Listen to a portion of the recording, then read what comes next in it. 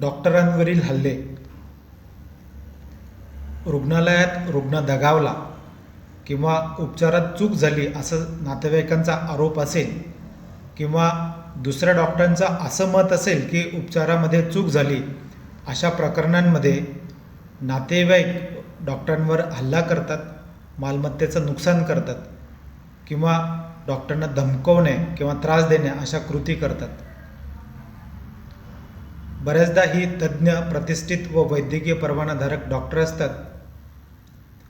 अशा प्रकरणांमध्ये हे प्रकरण संवेदनशीलतेने हाताळणे याची जबाबदारी ही पोलिसांची असते.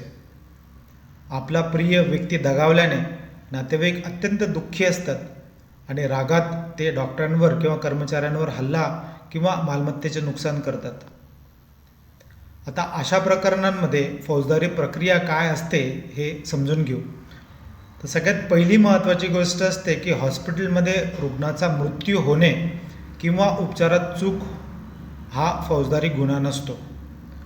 अत्यंत निष्काळजीपणा म्हणजे ग्रॉस निग्लिजन्स जोपर्यंत सिद्ध होत नाही तोपर्यंत फौजदारी गुन्हा हा दाखल करता येत नाही.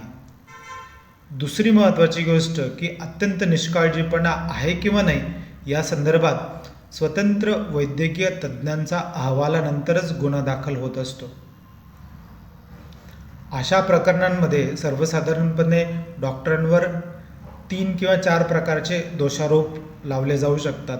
ते म्हणजे IPC 304 म्हणजे निष्काळजीपणामुळे मृत्यू, IPC 337 किंवा 338 म्हणजे निष्काळजी कृतीने जखम किंवा गंभीर जखम निर्माण करणे आणि IPC 201 म्हणजे पुरावे नष्ट करणे.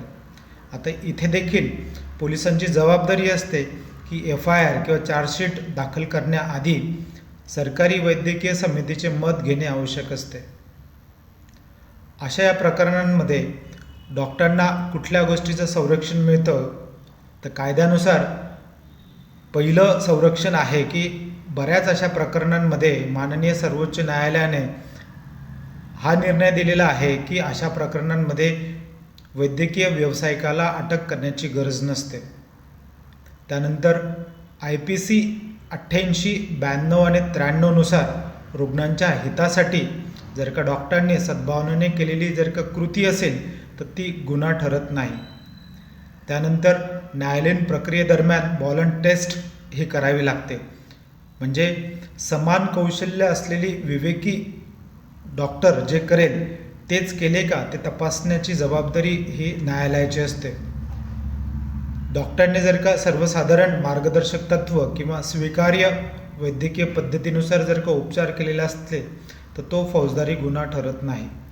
त्यानंतर लिखित संमती दिली असली तर अशा प्रकरणांमध्ये डॉक्टरांवर चुकीचे आरोप ठेवता येत नाही.